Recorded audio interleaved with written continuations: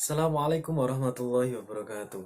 Hei anak-anak, selamat pagi. Ketemu lagi dengan Pak Sidik dalam pembelajaran dari rumah. Meskipun dari rumah, kita harus tetap menjaga kesehatan masing-masing dan juga tetap semangat belajar. Mari kita awali pembelajaran pada pagi hari ini dengan membaca doa bersama-sama. Mulai. A'udzubillahi minasyaitonirrajim. Bismillahirrahmanirrahim.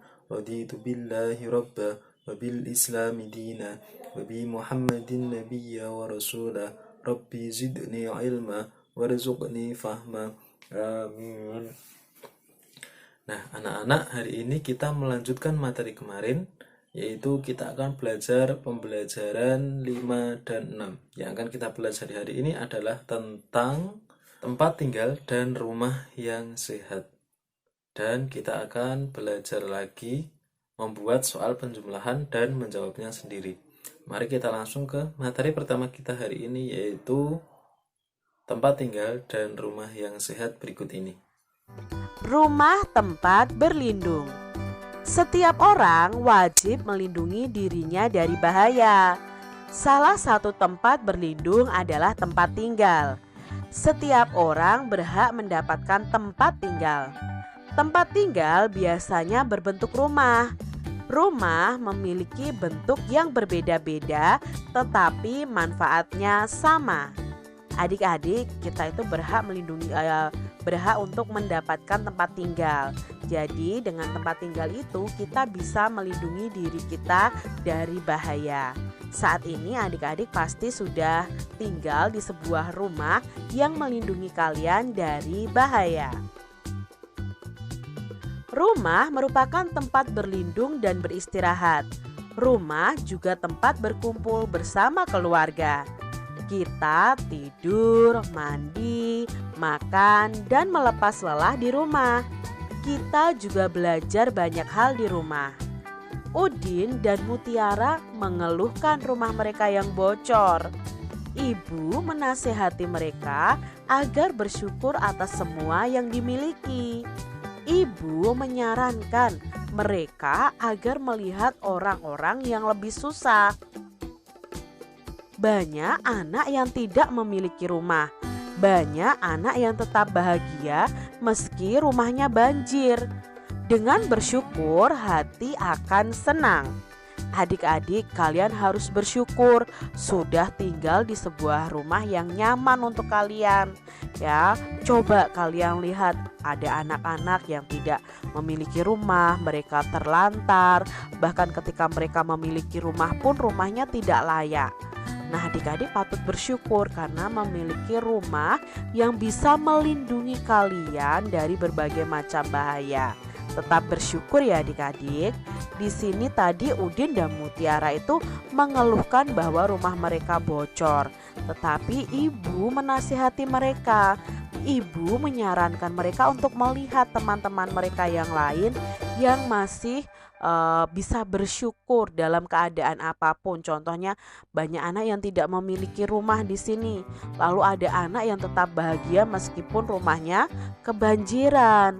Jadi adik-adik harus tetap bersyukur dengan apa yang kalian miliki. Perhatikan gambar berikut ini adik-adik. Nah, di sini ada Udin dan keluarganya yang sedang berkumpul, bermain dan belajar bersama. Rumah adalah rezeki dari Tuhan. Kita merasa nyaman ketika di rumah. Ibu menjadikan rumah terasa sejuk. Ayah menjadikan rumah terasa aman. Anak-anak menjadikan rumah terasa menyenangkan. Setiap anggota keluarga itu memiliki kewajiban menjaga tempat tinggal agar bersih. Tempat tinggal bersih membuat mereka nyaman. Tempat tinggal bersih juga mencegah mereka dari sakit. Bagaimana kita bisa mendapatkan tempat tinggal yang bersih? Tentunya dengan menjaga kebersihan rumah kita ya adik-adik. Setiap anggota berhak mendapatkan rumah bersih. Mereka bersama-sama menjaga lantai agar bersih. Ruang tengah selalu rapi. Meja makan selalu bebas dari piring kotor. Dapur bersih dari sampah dan halaman tertata rapi. Ini adalah kewajiban kita terhadap rumah kita adik-adik. Menjaga lantainya agar bersih, ruangannya harus rapi, meja makan bebas dari piring kotor, dan lain sebagainya. Simaklah masalah-masalah berikut ini. Kalian bisa sampaikan saran kalian berdasarkan masalah tersebut adik-adik.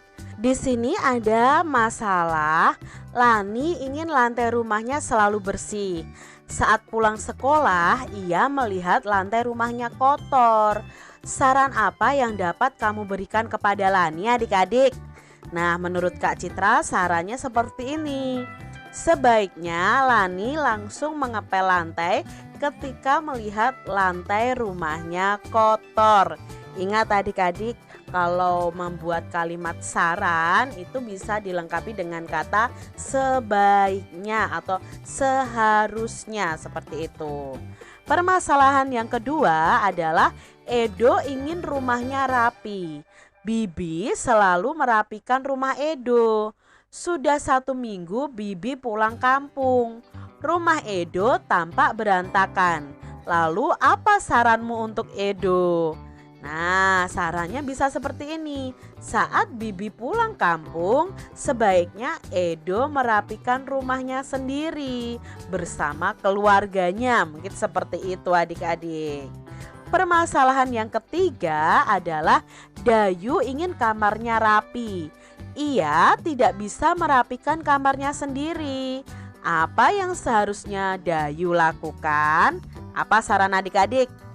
Dayu sebaiknya berlatih merapikan kamarnya sendiri jika ingin kamarnya rapi. Atau bisa juga Dayu sebaiknya meminta tolong kepada ibu untuk membantunya merapikan kamar. Juga bisa saran seperti itu. Oke, kita berlanjut ke materi kedua kita hari ini, yaitu tentang berhitung penjumlahan, yang mana kita membuat soalnya sendiri dan menjawab sendiri. Mari kita simak bersama-sama berikut ini. Tadi ada 600 kelereng. Kita mencari 5 kemungkinan kelereng yang diambil Udin dan yang diambil oleh kakaknya. Misalnya Udin bisa mengumpulkan 300 kelereng. Maka kakaknya bisa mengumpulkan berapa kelereng dari 600 kelereng tersebut? Maka kita mencarinya dengan 600 dikurangi 300. Berapa 600 dikurangi 300? Kita kurangi bersama-sama adik-adik. 0 dikurangi 0, 0. 0 dikurangi 0 juga 0. 6 dikurangi 3, 3. Maka yang bisa dikumpulkan oleh kakak Udin adalah 300 butir kelereng. Contoh lain misalnya Udin bisa mengumpulkan 250 butir. Nah, kakaknya berapa? Nah, kita cari tahu. 600 dikurangi 250. 0 dikurangi 0, 0. 0 dikurangi 5 adik-adik. Tidak bisa adik-adik, kita pinjam ke depan. Pinjam 1 ke angka 6. Maka angka 6-nya ini berubah jadi angka 5 karena dikurangi 1. Lalu 1 yang dipinjam letakkan di depan sini adik-adik. Jadi ada angka 10. 10 dikurangi 5 sama dengan 5. 5 dikurangi 2 sama dengan 3. Jadi kakak Udin bisa mengumpulkan sebanyak 350 kelereng. Nah, lanjutnya, kalau Udin bisa mengumpulkan 400, lalu kakaknya bisa mengumpulkan berapa ya? Berarti 600 dikurangi 400.